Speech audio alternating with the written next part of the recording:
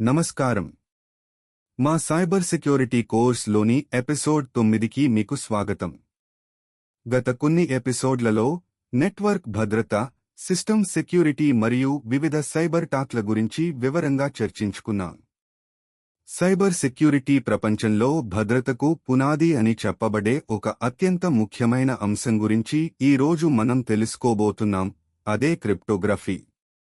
మన డేటాను సురక్షితంగా ఉంచడానికి, దాని గోప్యతను కాపాడటానికి, దాని సమగ్రతను నిర్ధారించడానికి క్రిప్టోగ్రఫీ ఎలా ఉపయోగపడుతుందో ఈ ఎపిసోడ్లో విపులంగా పరిశీలిద్దాం. ఈ రోజు మనం క్రిప్టోగ్రఫీ అంటే ఏమిటి, సిమ్మెట్రిక్ మరియు ఏసిమ్మెట్రిక్ ఎన్క్రిప్షన్ ఎలా పనిచేస్తాయి, హ్యాషింగ్ అంటే ఏంటి, ఇంకా ఎన్క్రిప్షన్ మరియు హ్యాషింగ్ మధ్య తేడా ఏమిటి అనే విషయాలను అర్థం చేసుకుందాం. కాబట్టి సిద్ధంగా ఉండండి, ఎందుకంటే మనం డిజిటల్ ప్రపంచంలో భద్రత యొక్క రహస్యాలను తెలుసుకోవడానికి ఒక ఆసక్తికరమైన ప్రయాణం చేయబోతున్నాం. క్రిప్టోగ్రఫీ అనే పదం గ్రీకు భాష నుండి వచ్చింది. దీని అర్థం రహస్య రచన, సీక్రెట్ రైటింగ్. సాధారణంగా చెప్పాలంటే క్రిప్టోగ్రఫీ అనేది సమాచారాన్ని సురక్షితంగా మార్చడానికి ఉపయోగించే గణిత శాస్త్రం మరియు కంప్యూటర్ సైన్స్ యొక్క ఒక శాఖ. అనగా అనధికారిక వ్యక్తులు, అన్ఆథరైజ్డ్ ఇండివిడ్యువల్స్, దానిని అర్థం చేసుకోకుండా నిరోధించడానికి ఒక డేటాను కోడింగ్ మరియు డీకోడింగ్ చేసే ప్రక్రియ. క్రిప్టోగ్రఫీ యొక్క ముఖ్య ఉద్దేశ్యం ఏమిటంటే, ఒక వ్యక్తి నుండి మరొక వ్యక్తికి డేటాను పంపేటప్పుడు ఆ డేటాను దారిలో ఎవరూ చదవకుండా లేదా మార్చకుండా రక్షించడం. ప్రాచీన కాలంలో గూఢచారులు తమ సందేశాలను రహస్యంగా పంపడానికి ఉపయోగించారు. ఉదాహరణకు సీజర్ సైఫర్ వంటివి అక్షరాలను కొన్ని స్థానాలు జరిపి కోడ్ చేసేవి. కాని ఇప్పుడు డిజిటల్ యుగంలో ఇది అంతర్జాలంలో మనం చేసే ప్రతి లావాదేవీలో అంతర్భాగమైంది.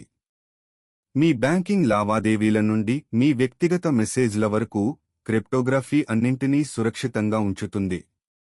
ఇది కాన్ఫిడెన్షియాలిటీ, ఇంటెగ్రిటీ, ఆథెంటిసిటీ మరియు నాన్ రిప్యూడియేషన్ అనే 4 ప్రాథమిక భద్రతా లక్ష్యాలను సాధించడంలో సహాయపడుతుంది. మనం దీని గురించి మరింత వివరంగా తర్వాత మాట్లాడుకుందాం. గత ఎపిసోడ్లలో మనం CIA ట్రయాడ్ గురించి చర్చించుకున్నాం. క్రిప్టోగ్రఫీ ఈ CIA ట్రయాడ్ యొక్క ముఖ్య సూత్రాలను ఎలా సాధిస్తుందో ఇప్పుడు చూద్దాం. మొదటిది కాన్ఫిడెన్షియాలిటీ, అంటే గోప్యత. మీ వ్యక్తిగత సమాచారం ఇతరులకు తెలియకుండా చూసుకోవడం. క్రిప్టోగ్రఫీ దీనిని ఎన్క్రిప్షన్ ద్వారా సాధిస్తుంది. అంటే మీ డేటాను ఒక కోడెడ్ ఫార్మాట్లో మార్చడం వలన దానిని సరైన కీ ఉన్నవారు మాత్రమే చదవగలరు. రెండవది ఇంటెగ్రిటీ, అంటే సమగ్రత. మీ డేటా మార్చబడలేదని లేదా దారిలో ఎవరూ దానిని ట్యాంపర్ చేయలేదని నిర్ధారించుకోవడం. హ్యాషింగ్ అనే ప్రక్రియ ద్వారా క్రిప్టోగ్రఫీ దీన్ని సాధిస్తుంది. ఇది డేటాకు ఒక ప్రత్యేకమైన డిజిటల్ వేలిముద్రను సృష్టిస్తుంది. మూడవది అవైలబిలిటీ, అంటే లభ్యత. అవసరమైనప్పుడు డేటా అందుబాటులో ఉండాలి. క్రిప్టోగ్రఫీ ప్రత్యక్షంగా లభ్యతను అందించదు, కానీ అది భద్రతా ఉల్లంఘనలను నివారించడం ద్వారా పరోక్షంగా సహాయపడుతుంది, తద్వారా సిస్టంలు అందుబాటులో ఉంటాయి. అదనంగా క్రిప్టోగ్రఫీ ఆథెంటిసిటీ, అంటే ప్రామాణికత, ఒక సందేశం లేదా డేటా నిజమైన మూలం నుండి వచ్చిందని ధృవీకరించడం, మరియు నాన్ రిప్యూడియేషన్, అంటే నిరాకరణ లేకపోవటం, ఒక వ్యక్తి తాను ఒక చర్య చేశానని నిరాకరించకుండా నిరోధించడం వంటి ఇతర ముఖ్యమైన భద్రతా లక్ష్యాలను కూడా అందిస్తుంది. ఈ సూత్రాలన్నీ డిజిటల్ కమ్యూనికేషన్ను సురక్షితంగా మరియు విశ్వసనీయంగా మార్చడానికి కలిసి పనిచేస్తాయి. ఇప్పుడు క్రిప్టోగ్రఫీలోని మొదటి రకం ఎన్క్రిప్షన్ గురించి తెలుసుకుందాం, అదే సిమ్మెట్రిక్ ఎన్క్రిప్షన్. సిమ్మెట్రిక్ అంటే సమానమైన అని అర్థం. ఇక్కడ ఎన్క్రిప్షన్ మరియు డిక్రిప్షన్ రెండింటికీ ఒకే రహస్య కీ, సీక్రెట్ కీ, ఉపయోగించబడుతుంది. దీన్ని ఒక తాళం చెవి ఉపమానంతో అర్థం చేసుకుందాం. మీరు ఒక పెట్టెకు తాళం వేయడానికి ఒక తాళం చెవిని ఉపయోగిస్తారు, మరియు ఆ పెట్టెను తెరవడానికి కూడా అదే తాళం చెవిని ఉపయోగిస్తారు. మీరు మీ స్నేహితుడికి ఒక రహస్య సందేశాన్ని పంపాలనుకుంటే మీరు ఆ సందేశాన్ని ఒక పెట్టెలో పెట్టి ఒక కీతో లాక్ చేస్తారు. ఆ కీ యొక్క ఒక కాపీని మీరు మీ స్నేహితుడికి ముందుగానే సురక్షితమైన మార్గంలో పంపిస్తారు. మీ స్నేహితుడు ఆ పెట్టెను అందుకున్నప్పుడు అతను అదే కీతో లాక్ తీసి సందేశాన్ని చదువుతాడు. ఇక్కడ ప్రధాన సవాలు ఏమిటంటే, ఈ రహస్య కీని పంపేవారు మరియు స్వీకరించేవారు సురక్షితంగా ఎలా పంచుకోవాలి అనేది. కీ దారిలో దొరికితే ఎవరైనా మీ సందేశాన్ని చదవగలరు. సిమ్మెట్రిక్ ఎన్క్రిప్షన్ అనేది చాలా వేగవంతమైనది మరియు పెద్ద మొత్తంలో డేటాను ఎన్క్రిప్ట్ చేయడానికి సమర్థవంతమైనది. మనం సాధారణంగా ఉపయోగించే సిమ్మెట్రిక్ ఎన్క్రిప్షన్ అల్గోరిథంలు AES మరియు DES. సిమ్మెట్రిక్ ఎన్క్రిప్షన్లో అత్యంత ప్రాచుర్యం పొందిన అల్గోరిథంలలో అడ్వాన్స్డ్ ఎన్క్రిప్షన్ స్టాండర్డ్ లేదా AES ఒకటి.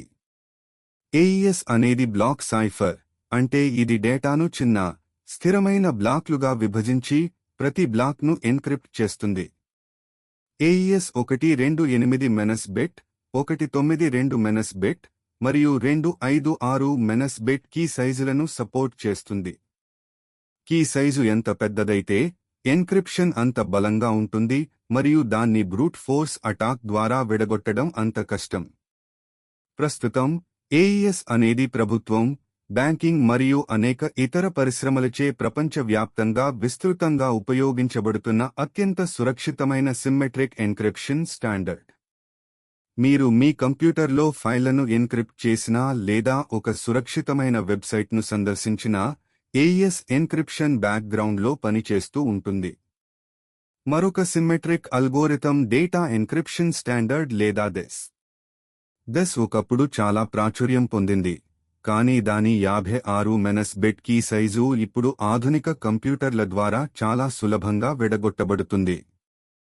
అందువల్ల DES ఇప్పుడు బలహీనమైనదిగా పరిగణించబడుతుంది మరియు దానిని ఉపయోగించడం సురక్షితం కాదు. ఇది కేవలం చారిత్రక ప్రాముఖ్యత మాత్రమే కలిగి ఉంది. కాబట్టి ఎల్లప్పుడూ AES వంటి బలమైన అల్గోరిథంలను ఉపయోగించాలని గుర్తుంచుకోండి. సిమ్మెట్రిక్ ఎన్క్రిప్షన్తో ఉన్న కీ పంపకం సవాలును పరిష్కరించడానికి ఏసిమ్మెట్రిక్ ఎన్క్రిప్షన్ తెరపైకి వచ్చింది. ఏసిమ్మెట్రిక్ ఎన్క్రిప్షన్ను పబ్లిక్ కీ క్రిప్టోగ్రఫీ అని కూడా అంటారు. ఇక్కడ ఎన్క్రిప్షన్ మరియు డిక్రిప్షన్ కోసం రెండు వేర్వేరు కాని గణితపరంగా అనుసంధానించబడిన కీలు ఉపయోగించబడతాయి, ఒక పబ్లిక్ కీ మరియు ఒక ప్రైవేట్ కీ. పేరు సూచించినట్లుగా పబ్లిక్ కీ అందరికీ అందుబాటులో ఉంటుంది. దానిని ఎవరైనా ఉపయోగించి సందేశాలను ఎన్క్రిప్ట్ చేయవచ్చు. కానీ ప్రైవేట్ కీ రహస్యంగా ఉంచబడుతుంది మరియు దానిని యజమాని మాత్రమే ఉపయోగించగలడు. అంటే పబ్లిక్ కీతో ఎన్క్రిప్ట్ చేయబడిన డేటాను దానికి సంబంధించిన ప్రైవేట్ కీతో మాత్రమే డీక్రిప్ట్ చేయగలరు. అదేవిధంగా ప్రైవేట్ కీతో ఎన్క్రిప్ట్ చేయబడిన డేటాను పబ్లిక్ కీతో డీక్రిప్ట్ చేయవచ్చు. ఇది డిజిటల్ సంతకాలకు, డిజిటల్ సిగ్నేచర్స్ ఉపయోగపడుతుంది. ఒక పోస్ట్ బాక్స్ ఉపమానంతో దీన్ని అర్థం చేసుకుందాం. మీ పోస్ట్ బాక్స్కు ఒక స్లాట్ ఉంటుంది. అది పబ్లిక్ కీ లాంటిది. ఎవరైనా ఆ స్లాట్ ద్వారా మీకు లేఖలు పంపవచ్చు. కానీ మీ దగ్గర మాత్రమే ఆ పోస్ట్ బాక్స్ను తెరవడానికి ఒక ప్రైవేట్ కీ ఉంటుంది. ఈ విధానం కీ పంపకం సమస్యను పరిష్కరిస్తుంది, ఎందుకంటే పబ్లిక్ని సురక్షితంగా పంపాల్సిన అవసరం లేదు. ఏసిమ్మెట్రిక్ ఎన్క్రిప్షన్ సిమ్మెట్రిక్ ఎన్క్రిప్షన్ కంటే చాలా నెమ్మదిగా ఉంటుంది, కాబట్టి దీనిని సాధారణంగా చిన్న మొత్తంలో డేటా ఎన్క్రిప్షన్ కోసం లేదా సిమ్మెట్రిక్ ఎన్క్రిప్షన్ కీలను మార్పిడి చేసుకోవడానికి ఉపయోగిస్తారు. RSA మరియు ECC అనేవి ప్రసిద్ధ ఏసిమ్మెట్రిక్ అల్గోరిథంలు. ఏసిమ్మెట్రిక్ ఎన్క్రిప్షన్లో అత్యంత విస్తృతంగా ఉపయోగించే అల్గోరిథం రైవెర్స్చ్-మీరాడిల్మన్ లేదా RSA. దీనిని 1977లో రోన్ రివెస్ట్, అది షామిర్ మరియు లియోనార్డ్ అడెల్మాన్ అనే ముగ్గురు శాస్త్రవేత్తలు అభివృద్ధి చేశారు. RSA పెద్ద ప్రధాన సంఖ్యల యొక్క గుణకారం, multiplication of large prime numbers అనే గణిత సూత్రంపై ఆధారపడి ఉంటుంది. పెద్ద సంఖ్యల గుణకారం సులభం, కానీ పెద్ద సంఖ్యలను వాటి ప్రధాన కారకాలుగా విభజించడం, factoring large numbers into there prime factors, చాలా కష్టం అనే సిద్ధాంతంపై ఇది ఆధారపడి ఉంటుంది. RSA కీలు సాధారణంగా 1024 మెనస్ బిట్, 2048 మెనస్ బిట్ లేదా 4096 మెనస్ బిట్ పొడవు ఉంటాయి. కీ పొడవు పెరిగే కొద్దీ భద్రత పెరుగుతుంది, కానీ ఎన్క్రిప్షన్ మరియు డిక్రిప్షన్ ప్రక్రియలు మరింత నెమ్మదిగా మారతాయి. HTTPS, VPNలు మరియు డిజిటల్ సంతకాలతో సహా అనేక అప్లికేషన్లలో RSA విస్తృతంగా ఉపయోగించబడుతుంది. మరొక ముఖ్యమైన ఏసిమెట్రిక్ అల్గోరిథం ఎలిప్టిక్ కర్వ్ క్రిప్టోగ్రఫీ లేదా ECC.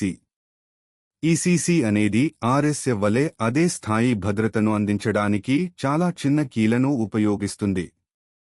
ఉదాహరణకు 256 మెనస్ బిట్ ECC కీ సుమారు 3072 మెనస్ బిట్ RSA కీతో సమానమైన భద్రతను అందిస్తుంది.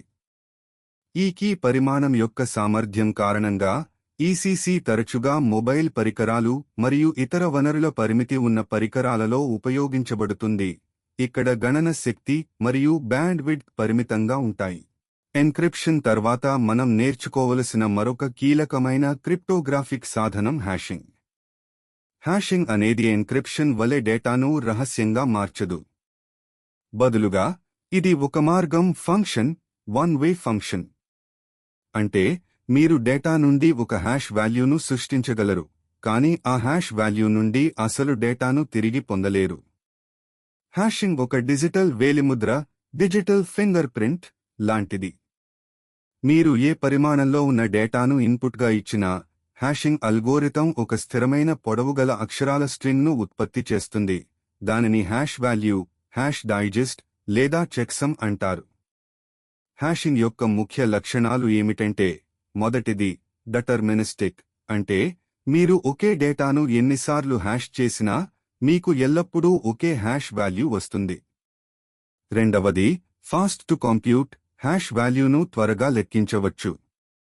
మూడవది difficult to reverse, hash value నుండి అసలు డేటాను తిరిగి పొందడం దాదాపు అసాధ్యం. నాల్గవది కొలిజన్ రెసిస్టెన్స్, రెండు వేర్వేరు డేటా ముక్కలు ఒకే హ్యాష్ వాల్యూను ఉత్పత్తి చేసే అవకాశం చాలా తక్కువ. కొలిజన్ జరిగితే అది అల్గోరిథం బలహీనతను సూచిస్తుంది. హ్యాషింగ్ యొక్క ప్రాథమిక ఉపయోగం డేటా సమగ్రతను, డేటా ఇంటెగ్రిటీ ధృవీకరించడం. అంటే ఒక ఫైల్ లేదా సందేశం దాని మూలం నుండి స్వీకరించేవారికి పంపే సమయంలో మార్చబడలేదని నిర్ధారించుకోవడం. వివిధ హ్యాషింగ్ అల్గోరిథంలు ఉన్నాయి, ఒక్కొక్కటి వేర్వేరు ప్రయోజనాలకు ఉపయోగపడతాయి. మెసేజ్ డైజెస్ట్ 5 లేదా MD5 ఒకప్పుడు చాలా ప్రాచుర్యం పొందిన హ్యాషింగ్ అల్గోరిథం. ఇది 128 మెనస్ బిట్ హ్యాష్ వాల్యూను ఉత్పత్తి చేస్తుంది. అయితే MD5లో కొలిజన్లు కనుగొనబడ్డాయి, అంటే వేర్వేరు ఇన్పుట్లు ఒకే హ్యాష్ వాల్యూను ఉత్పత్తి చేయగలవు. అందువల్ల డేటా సమగ్రత ధృవీకరణ లేదా పాస్వర్డ్ నిల్వ కోసం MD5ను ఉపయోగించడం ఇప్పుడు సురక్షితం కాదు. సెక్యూర్ హ్యాష్ అల్గోరిథం 256 లేదా SH256 అనేది SH2 కుటుంబంలో భాగం. ఇది 256 మెనస్ బిట్ హ్యాష్ వాల్యూను ఉత్పత్తి చేస్తుంది మరియు MD5 కంటే చాలా బలంగా ఉంటుంది. SH256 ప్రస్తుతం విస్తృతంగా ఉపయోగించబడుతోంది మరియు ఇది చాలా సురక్షితమైనదిగా పరిగణించబడుతుంది. ఇది SSL, TLS, డిజిటల్ సంతకాలు మరియు బిట్కాయిన్ వంటి క్రిప్టోకరెన్సీలలో కూడా ఉపయోగించబడుతుంది. BCRYPT అనేది ప్రత్యేకంగా పాస్వర్డ్ హ్యాషింగ్ కోసం రూపొందించబడింది. ఇది ఇతర హ్యాషింగ్ అల్గోరిథంల కంటే నెమ్మదిగా ఉండేలా రూపొందించబడింది. ఇది బ్రూట్ ఫోర్స్ అటాక్ల నుండి పాస్వర్డ్లను రక్షించడంలో సహాయపడుతుంది. BCRYPT ఒక సాల్ట్ ను కూడా ఉపయోగిస్తుంది. ఇది ప్రతి పాస్వర్డ్కు జోడించబడే ఒక యాదృచ్ఛిక డేటా స్ట్రింగ్. ఇది ఒకే పాస్వర్డ్ను కలిగి ఉన్న వినియోగదారులకు కూడా వేర్వేరు హ్యాషెస్ను ఉత్పత్తి చేస్తుంది, తద్వారా రెయిన్బో టేబుల్ అటాక్ల నుండి రక్షణ కల్పిస్తుంది. కాబట్టి పాస్వర్డ్ల కోసం ఎల్లప్పుడూ BCRYPT వంటి అల్గోరిథంలను ఉపయోగించాలని గుర్తుంచుకోండి. ఇప్పుడు మనం ఈ రెండు శక్తివంతమైన క్రిప్టోగ్రఫీ సాధనాల మధ్య కీలకమైన తేడాలను స్పష్టంగా అర్థం చేసుకుందాం: ఎన్క్రిప్షన్ మరియు హ్యాషింగ్. ఎన్క్రిప్షన్ అనేది ద్విమార్గం ప్రక్రియ, టూ వే ప్రాసెస్. అంటే మీరు డేటాను ఎన్క్రిప్ట్ చేయవచ్చు, ఆపై దానిని సరైన కీతో డిక్రిప్ట్ కూడా చేయవచ్చు. దీని ప్రాథమిక ఉద్దేశ్యం కాన్ఫిడెన్షియాలిటీ, అంటే డేటా గోప్యతను కాపాడటం. డేటా ట్రాన్సిట్లో ఉన్నప్పుడు, ఉదాహరణకు మీరు ఇంటర్నెట్లో బ్యాంకింగ్ లావాదేవీలు చేస్తున్నప్పుడు, లేదా డేటా రెస్ట్లో ఉన్నప్పుడు, ఉదాహరణకు మీ కంప్యూటర్లోని ఫైళ్లు, దానిని అనధికారిక వ్యక్తులు చదవకుండా నిరోధించడానికి ఎన్క్రిప్షన్ ఉపయోగపడుతుంది. హ్యాషింగ్ అనేది ఒక మార్గం ప్రక్రియ, వన్ వే ప్రాసెస్.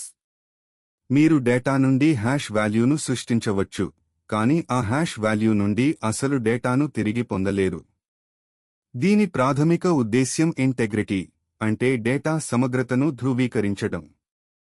ఒక ఫైల్ మార్చబడిందో లేదో తనిఖీ చేయడానికి, డౌన్లోడ్ చేసిన సాఫ్ట్వేర్ ఫైల్ ట్యాంపర్ చేయబడలేదని నిర్ధారించుకోవడానికి, మరియు పాస్వర్డ్లను సురక్షితంగా నిల్వ చేయడానికి హ్యాషింగ్ ఉపయోగపడుతుంది. మీరు మీ పాస్వర్డ్లను ఒక వెబ్సైట్కు ఇచ్చినప్పుడు, వెబ్సైట్ వాటిని హ్యాష్ చేసి నిల్వ చేస్తుంది, ప్లెయిన్ టెక్స్ట్లో కాదు. కాబట్టి సారాంశంలో, డేటాను రహస్యంగా ఉంచడానికి మరియు దానిని తిరిగి పొందగలగడానికి మీరును ఉపయోగిస్తారు. డేటా మార్చబడలేదని నిర్ధారించుకోవడానికి మరియు దానిని తిరిగి పొందవలసిన అవసరం లేనప్పుడు మీరును ఉపయోగిస్తారు. క్రిప్టోగ్రఫీ కేవలం సిద్ధాంతం కాదు, ఇది మన రోజువారీ డిజిటల్ జీవితంలో అంతర్భాగం. కొన్ని నిజ జీవిత ఉదాహరణలను చూద్దాం. మీరు ఏదైనా సురక్షితమైన వెబ్సైట్ను సందర్శించినప్పుడు, మీరు బ్రౌజర్ అడ్రస్ బార్లో ఒక లాక్ చిహ్నాన్ని చూస్తారు మరియు URL HTTPS తో ప్రారంభమవుతుంది. ఈ ఎస్ అంటే సెక్యూర్ అని అర్థం, మరియు ఇది HTTPS ఉపయోగించబడుతుందని సూచిస్తుంది. HTTPSలో మీ బ్రౌజర్ మరియు వెబ్సైట్ సర్వర్ మధ్య పంపబడిన మొత్తం డేటా TLS SSL ద్వారా ఎన్క్రిప్ట్ చేయబడుతుంది. TLS SSL అనేది ఏసిమెట్రిక్ ఎన్క్రిప్షన్ను ఉపయోగించి సిమ్మెట్రిక్ ఎన్క్రిప్షన్ కీలను మార్పిడి చేస్తుంది, ఆపై డేటా మొత్తాన్ని వేగవంతమైన సిమ్మెట్రిక్ ఎన్క్రిప్షన్ తో ఎన్క్రిప్ట్ చేస్తుంది. ఇది మీ యూజర్నేమ్లు, పాస్వర్డ్లు మరియు బ్యాంకింగ్ వివరాలు దారిలో ఎవరూ చదవకుండా చూస్తుంది. మీరు వర్చువల్ ప్రైవేట్ నెట్వర్క్ లేదా VPNను ఉపయోగించినప్పుడు, మీ ఇంటర్నెట్ ట్రాఫిక్ అంతా ఎన్క్రిప్ట్ చేయబడుతుంది. మీ ISP లేదా ఇతర మూడవ పార్టీలు మీ ఆన్లైన్ కార్యకలాపాలను ట్రాక్ చేయకుండా నిరోధిస్తుంది. అలాగే full disk encryption FDE, BitLocker, విండోస్లో ఫైల్ వాల్ట్, macOSలో వంటివి మీ కంప్యూటర్ యొక్క మొత్తం హార్డ్ డ్రైవ్ను ఎన్క్రిప్ట్ చేస్తాయి. మీ ల్యాప్టాప్ దొంగిలించబడినా, దానిలోని డేటా ఎన్క్రిప్ట్ చేయబడి ఉంటుంది, కాబట్టి దొంగలు దానిని యాక్సెస్ చేయలేరు. ఇవన్నీ క్రిప్టోగ్రఫీ యొక్క శక్తిని మన డిజిటల్ భద్రత కోసం ఎలా ఉపయోగిస్తాయో చూపిస్తాయి. హ్యాషింగ్ కూడా అనేక నిజ జీవిత అప్లికేషన్లలో కీలక పాత్ర పోషిస్తుంది. మీరు ఇంటర్నెట్ నుండి ఒక సాఫ్ట్వేర్ ఫైల్ను డౌన్లోడ్ చేసినప్పుడు, డౌన్లోడ్ పేజీలో తరచుగా ఒక SH256 హ్యాష్ వాల్యూ ఇవ్వబడుతుంది. మీరు ఫైల్ను డౌన్లోడ్ చేసిన తర్వాత, మీరు దాని హ్యాష్ వాల్యూను లెక్కించవచ్చు మరియు అది వెబ్సైట్లో ఇచ్చిన హ్యాష్ వాల్యూతో సరిపోతుందో లేదో సరిపోల్చవచ్చు. ఒకవేళ సరిపోకపోతే, ఫైల్ దారిలో ట్యాంపర్ చేయబడిందని లేదా అది పాడైపోయిందని అర్థం. ఇది డేటా సమగ్రతను ధృవీకరించడానికి హ్యాషింగ్ యొక్క ప్రాథమిక ఉపయోగం. రెండవది, మరియు చాలా ముఖ్యం, పాస్వర్డ్ స్టోరేజ్. మీరు ఒక వెబ్సైట్కు లాగిన్ అయినప్పుడు, మీ పాస్వర్డ్ నేరుగా డేటాబేస్లో నిల్వ చేయబడదు. బదులుగా, వెబ్సైట్ మీ పాస్వర్డ్ను హ్యాష్ చేసి, దాని హ్యాష్ వాల్యూను డేటాబేస్లో నిల్వ చేస్తుంది, సాధారణంగా ఒక సాల్ట్తో కలిపి. మీరు మళ్లీ లాగిన్ అయినప్పుడు, మీరు నమోదు చేసిన పాస్వర్డ్ను హ్యాష్ చేసి, నిల్వ చేయబడిన హ్యాష్ వాల్యూతో సరిపోలుస్తుంది. హ్యాష్ వాల్యూలు సరిపోలితే, మీ పాస్వర్డ్ సరైనదని సిస్టమ్ నిర్ధారిస్తుంది. ఈ విధంగా, ఒకవేళ డేటాబేస్ హ్యాక్ చేయబడినా, హ్యాకర్లకు హ్యాషెస్ మాత్రమే లభిస్తాయి, అసలు పాస్వర్డ్లు కాదు. ఇది హ్యాషింగ్ యొక్క ఒక మార్గం స్వభావం కారణంగా చాలా సురక్షితమైనది. డిజిటల్ సిగ్నేచర్స్ లలో కూడా హ్యాషింగ్ మరియు ఏసిమెట్రిక్ ఎన్క్రిప్షన్ రెండూ ఉపయోగించబడతాయి, ఒక డాక్యుమెంట్ ప్రామాణికమైనదని మరియు ట్యాంపర్ చేయబడలేదని నిరూపించడానికి. క్రిప్టోగ్రఫీ అనేది కేవలం సిద్ధాంతం మాత్రమే కాదు, ఇది నిజమైన సైబర్ టాక్ల నుండి మనల్ని ఎలా రక్షిస్తుందో ఒక చిన్న దృశ్యంతో చూద్దాం. ఊహించుకోండి, మీరు మీ స్నేహితుడికి ఒక ముఖ్యమైన రహస్య సందేశాన్ని పంపుతున్నారు. మీరు సిమ్మెట్రిక్ ఎన్క్రిప్షన్ను ఉపయోగించి సందేశాన్ని ఎన్క్రిప్ట్ చేశారు.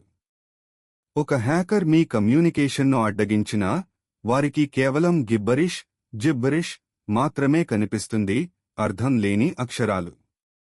సరైన కీ లేకపోతే వారికి ఆ సందేశాన్ని చదవడానికి మార్గం లేదు. ఇది కాన్ఫిడెన్షియాలిటీను నిర్ధారిస్తుంది. రెండవ దృశ్యం, మీరు ఒక ముఖ్యమైన సాఫ్ట్వేర్ అప్డేట్ను డౌన్లోడ్ చేస్తున్నారు మరియు వెబ్సైట్ SH256 హ్యాష్ వాల్యూను అందిస్తుంది.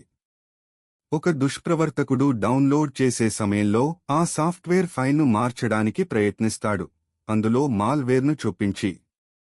కానీ మీరు డౌన్లోడ్ చేసిన తర్వాత ఫైల్ యొక్క హ్యాష్ను వెరిఫై చేసినప్పుడు అది అసలు హ్యాష్ వాల్యూతో సరిపోలదు. వెంటనే మీరు ఆ సాఫ్ట్వేర్ ఫైల్ ట్యాంపర్ చేయబడిందని అర్థం చేసుకుంటారు మరియు దానిని ఉపయోగించరు. ఇది ఇంటెగ్రిటీను కాపాడుతుంది. చివరి దృశ్యం, ఒక సంస్థ యొక్క డేటాబేస్ హ్యాక్ చేయబడింది. ఆ డేటాబేస్లో వినియోగదారుల పాస్వర్డ్లు BCRYPTతో హ్యాష్ చేయబడి నిల్వ చేయబడ్డాయి. హ్యాకర్లకు హ్యాషెస్ మాత్రమే లభిస్తాయి, ప్లెయిన్ టెక్స్ట్ పాస్వర్డ్లు కాదు. హ్యాషింగ్ ఒక మార్గం ఫంక్షన్ కాబట్టి హ్యాకర్లకు ఆ హ్యాషెస్ నుండి అసలు పాస్వర్డ్లను తిరిగి పొందడం చాలా కష్టం లేదా దాదాపు అసాధ్యం. ఇది బలమైన పాస్వర్డ్ భద్రతను నిర్ధారిస్తుంది. ఈ ఉదాహరణలు క్రిప్టోగ్రఫీ సైబర్ సెక్యూరిటీలో ఎంత కీలకమైన పాత్ర పోషిస్తుందో స్పష్టంగా చూపిస్తాయి. ఈ రోజు మనం క్రిప్టోగ్రఫీ యొక్క ప్రాథమిక అంశాలపై ఒక సమగ్రమైన అవలోకనాన్ని పొందాం. ముఖ్యాంశాలను సంక్షిప్తంగా చూద్దాం. క్రిప్టోగ్రఫీ అనేది డేటాను సురక్షితంగా మార్చడానికి ఉపయోగించే శాస్త్రం. ఇది కాన్ఫిడెన్షియాలిటీ, ఇంటెగ్రిటీ, ఆథెంటిసిటీ మరియు నాన్ రిప్యూడియేషన్ వంటి భద్రతా లక్ష్యాలను అందిస్తుంది. సిమ్మెట్రిక్ ఎన్క్రిప్షన్లో ఎన్క్రిప్షన్ మరియు డిక్రిప్షన్ కోసం ఒకే రహస్య కీ ఉపయోగించబడుతుంది. AES అనేది దీనికి ఒక బలమైన ఉదాహరణ. ఇది వేగవంతమైనది మరియు సమర్థవంతమైనది, పెద్ద మొత్తంలో డేటాకు అనుకూలం. ఏసిమ్మెట్రిక్ ఎన్క్రిప్షన్లో పబ్లిక్ కీ మరియు ప్రైవేట్ కీ అనే రెండు వేర్వేరు కీలు ఉపయోగించబడతాయి. RSA మరియు ECC అనేవి ప్రసిద్ధ ఏసిమ్మెట్రిక్ అల్గోరిథంలు. ఇవి కీ మార్పిడి మరియు డిజిటల్ సంతకాలకు ఉపయోగపడతాయి. హ్యాషింగ్ అనేది ఒక మార్గం ఫంక్షన్. ఇది డేటాకు ఒక ప్రత్యేకమైన, స్థిరమైన పొడవుగల డిజిటల్ వేలిముద్రను సృష్టిస్తుంది. MD5 ఒకప్పుడు ప్రాచుర్యం పొందింది కానీ ఇప్పుడు బలహీనమైనది. SH256 అనేది డేటా సమగ్రత కోసం విస్తృతంగా ఉపయోగించబడుతుంది మరియు BCRYPT అనేది పాస్వర్డ్లను సురక్షితంగా నిల్వ చేయడానికి ప్రత్యేకంగా రూపొందించబడింది. చివరిగా, ఎన్క్రిప్షన్ డేటా గోప్యతను కాపాడటానికి, డేటా కాన్ఫిడెన్షియాలిటీ, దాన్ని తిరిగి పొందగలగడానికి ఉపయోగిస్తే, హ్యాషింగ్ డేటా సమగ్రతను ధృవీకరించడానికి, డేటా ఇంటెగ్రిటీ మరియు దానిని తిరిగి పొందాల్సిన అవసరం లేనప్పుడు ఉపయోగపడుతుంది. ఈ రెండు పద్ధతులు సైబర్ సెక్యూరిటీ యొక్క మూలస్తంభాలు. ఈ ఎపిసోడ్ మీకు క్రిప్టోగ్రఫీ ప్రపంచంపై మంచి అవగాహనను ఇచ్చిందని ఆశిస్తున్నాను. ఇది ఒక విస్తారమైన మరియు ఆసక్తికరమైన రంగం, మరియు మనం ఈ రోజు దాని ఉపరితలాన్ని మాత్రమే స్పృశించాం. ఈ క్రిప్టోగ్రఫీ సూత్రాలు మన డిజిటల్ ప్రపంచాన్ని ఎలా సురక్షితంగా ఉంచుతాయో మీరు అర్థం చేసుకున్నారని నేను ఆశిస్తున్నాను.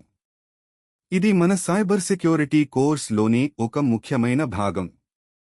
మీరు ఈ వీడియో నుండి ఏదైనా నేర్చుకున్నట్లయితే దయచేసి లైక్ చేయండి, మీ స్నేహితులతో పంచుకోండి మరియు మా ఛానల్కు సబ్స్క్రైబ్ చేసుకోండి.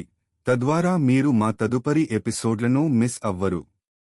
మీ ప్రశ్నలను లేదా అభిప్రాయాలను కామెంట్లలో తెలియజేయండి.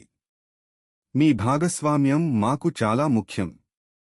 తదుపరి ఎపిసోడ్ 10లో మనం క్రిప్టోగ్రఫీ యొక్క మరింత అధునాతన అప్లికేషన్లు, ముఖ్యంగా డిజిటల్ సిగ్నేచర్స్, సర్టిఫికేట్స్ మరియు పబ్లిక్ కీ ఇన్ఫ్రాస్ట్రక్చర్ (PKI) గురించి లోతుగా చర్చిద్దాం. ఇవి ఆన్లైన్ విశ్వాసానికి పునాది ఎలా అవుతాయో తెలుసుకుందాం. మళ్ళీ కలుద్దాం. అప్పటివరకు సురక్షితంగా ఉండండి. ధన్యవాదాలు.